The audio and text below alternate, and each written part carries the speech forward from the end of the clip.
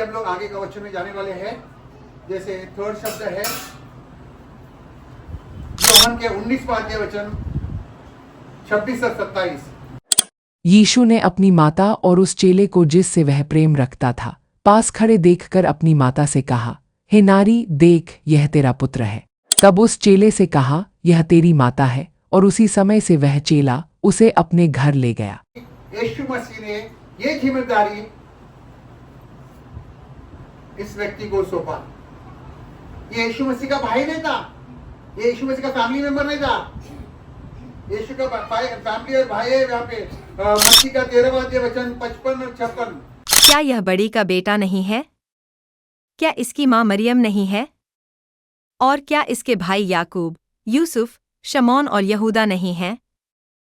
क्या इसकी सब बहनें हमारे बीच में नहीं हैं? फिर इस आदमी को ये सब चीजें कहाँ से मिलीं? तो यहाँ पे यीशु मसीह का फैमिली था। भाइयों का नाम दिया है, बहनों का नाम बहन भी है, सलोमी करके उनका बहन है, और मरियम का बच्चे लोग के बारे में यहाँ पे दिया है। तो ये यीशु मसीह का खून के भाई बहन है। ऐसा नहीं कि माना हुआ बाल चचा भाई, ऐसा नहीं है। रियल ब्रदर्स ऑफ जीसस, यीशु मसीह का सही पारिवारिक भाई। तो यीशु मसीह ने सूलीब से इन लोगों के लिए जिम्मेदारी क्यों नहीं सौंपा? क्यों यूहन्ना को ही सौंपा? कोई बोल सकते हैं? प्यारा शिष्य था, क्लोज टू हिम, प्यारा शिष्य। उनका विश्वास था ये बराबर संभालेगा। सुनील बोल। दूसरा कोई शिष्य वहां पे नहीं थे ना, सब लोग भाग गए। बोलो, सब लोग भाग गए। एक ही रह गया वहां पे। कोई चॉइस था क्या यीशु को?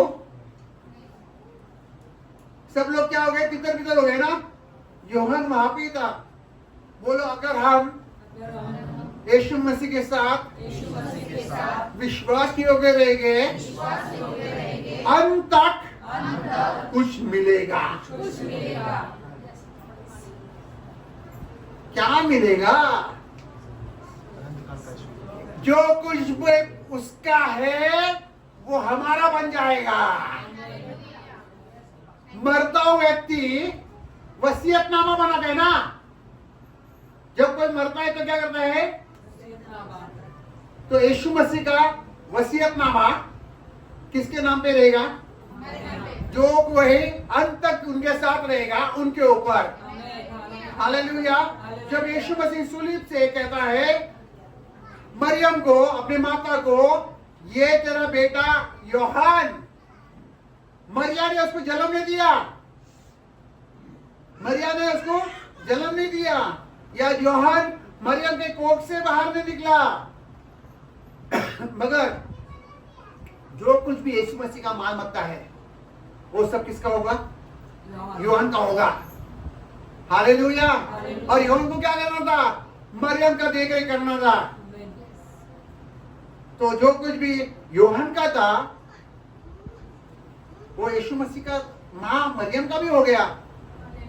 यूहन्ना ने उसको अपने घर ले लिया, उसका देख रेख किया। जब यीशु मसीह मंदिर में था तब कई लोग आके उनको बोला, यीशु मसीह 12 साल का था जब बोला, तेरे माता तेरे पिता आए हैं तुझे ढूंढने के लिए। यीशु मसीह ने क्या कहा?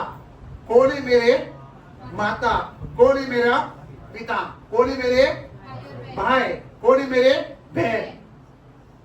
बोलो, जो कोई परमेश्वर का इच्छा पूरा करता है वो है यीशु मसीह का भाई, बहन, माता, पिता। मैं हूँ यीशु मसीह का भाई, बहन। हालेलुया। Praise the Lord. क्या खुश है आज शाम के समय आप आए, कुछ मिला है। और ये क्या वजह हो सकता है कि यूहन्ना को ये दिन में सोचा? पहला मैं बताया कि यूहन्ना वहां पे था, बाकी का कोई वहां पे नहीं था। संधि जैसा वाणा थांबा। हालेलुया। सबको उत्तर देने का मौका मिलेगा। जल्दी जल्दी बोलो। यूहन्ना को क्यों ये जिम्मेदारी सौंपा गया? यीशु मसीह ने क्रूस पे से यूहन्ना को ये जिम्मेदारी क्यों सौंपा दिया? बाकी सब शिष्य मार्टिर होने वाले थे। यीशु मसीह को सब ज्ञान था, उसको मालूम था बाकी का सब शिष्य लोग कुर्बान होने वाले हैं। यीशु मसीह को क्या मालूम था? बाकी का सब शिष्य कुर्बान होएगा, इसको देगा उसको मार डालेगा, इसको देगा इसको मार डालेगा, इसको देगा इसको मार डालेगा। तो उसने बोला किसी को देगा तो शॉर्टकट में थोड़ा 1-2 साल माँ को संभालेगा, बाद में माँ में सारा हो जाएगा। ये यूहन्ना है ना, उसको मैं टिकाने वाला हूँ। आमीन। बाकी का शिष्य से वो लाश मरेगा। बोला अगर हम यीशु मसीह में है, हम यीशु मसीह के प्यारे शिष्य है, लंबा आयुष्य, लंबा जिंदगी, लॉन्ग लाइफ कुछ मिल रहा है। यीशु मसीह के साथ रहना बहुत जरूरी है। हालेलुया। यीशु को मालूम था बाकी का सब लोग जाने वाले हैं, ये टिक्के रह गया, ये लंबा रहने वाला है, लंबा सफर है उसका। पैटमोस में उसको डाल दिया है टापू पे, वहां पे वो प्रकटीकरण लिख रहा है। पैटमोस से वापस बाहर आ गया, उसको गर्म तेल में डाला, तेल भी उसको हानि नहीं पहुंचाया। हालेलुया। गरम तेला पेला टाकला यूहन्नाला, तेल भी उसको जला नहीं सका। जब परमेश्वर किसको बचाते हैं, कौन उसको मार सकता है? हालेलुया। कुछ मिल रहा है क्या? जब कभी कोई व्यक्ति मर रहा है, मरने के समय में अपनी जिम्मेदारी को दूसरा किसी के हाथ में सौंपता है। सही है? हॉस्पिटल में या बहुत जब नजीक आता है तो बोलते हैं माझे हाथात हाथ दे, मेरे हाथ में हाथ दे, और क्या, मेरे घर को संभाल, मेरे बेटे को संभाल, मेरे बेटे को संभाल, पूरा घर का जिम्मेदारी तेरे हाथ में देते हैं। किसको? कई लोगों को, घर के लोगों को ही देते हैं, मगर कभी कभी हम ऐसे भी देखते हैं कि किसी बाहर का व्यक्ति को देते हैं। ऐसा सुना आपने? बाहर का व्यक्ति क्यों देते हैं? वो भरोसामंद है, विश्वास योग्य है, उसके ऊपर वो मरने वाला का पूरा भरोसा है कि ये व्यक्ति मेरे गैर हाजिरी में मेरा फैमिली को सबसे बेस्ट संभालेगा। तो यीशु मसीह जब धरती छोड़ के जा रहा है, उसने आपको और मुझे एक जिम्मेदारी सौंपा है। ग्रेट कमीशन बोलते हैं, महा आज्ञा बोलते हैं, जाओ दुनिया में शिष्य बनाओ, सुसमाचार प्रचार करो, पिता पुत्र पवित्र आत्मा के नाम बैप्टिज्म दो, और देखो मैं तेरे साथ हूं। ये काय के लिए यीशु मसीह ने हमें दिया? यीशु मसीह को लगा कि हम पे भरोसा कर सकते हो। हालेलुया। यदि हम वो काम नहीं कर रहे हैं, उसका मतलब क्या कर रहे हैं हम लोग? यीशु मसीह का भरोसा का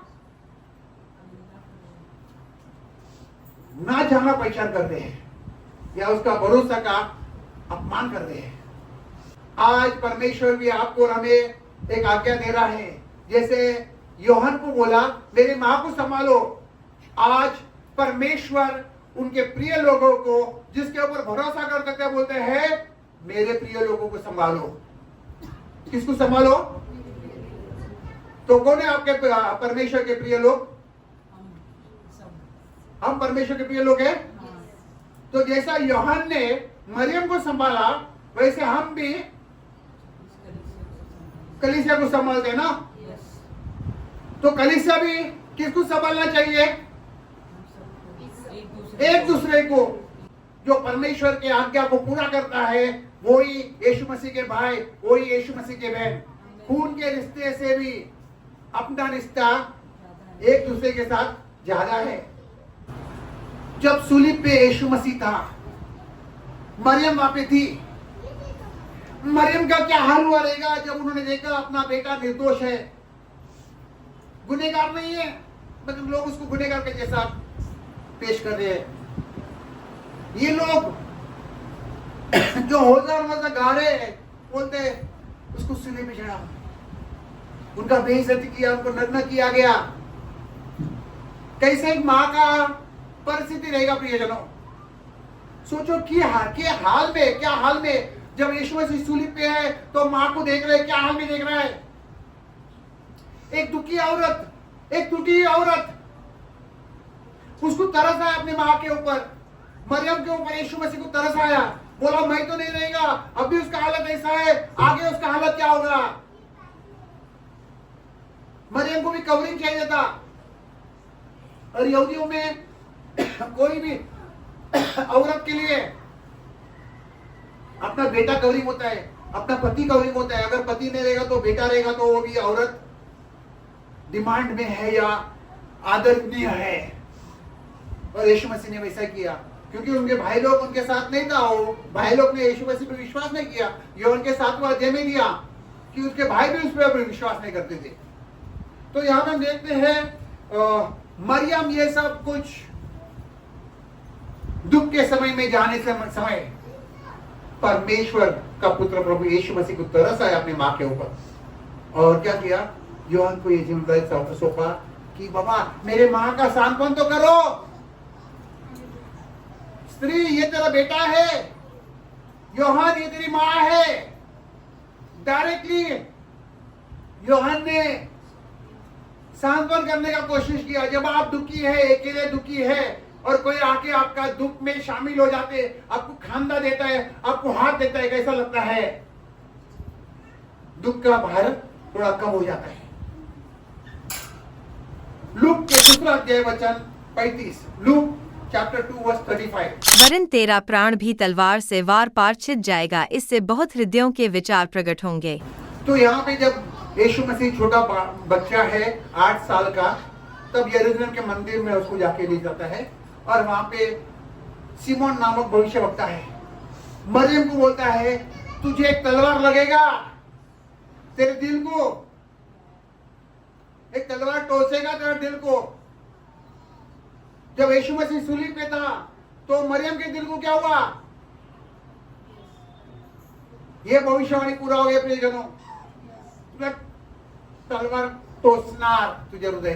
तो माँ का क्या दिल हुआ रहेगा उस सूली के ऊपर, मरियम का?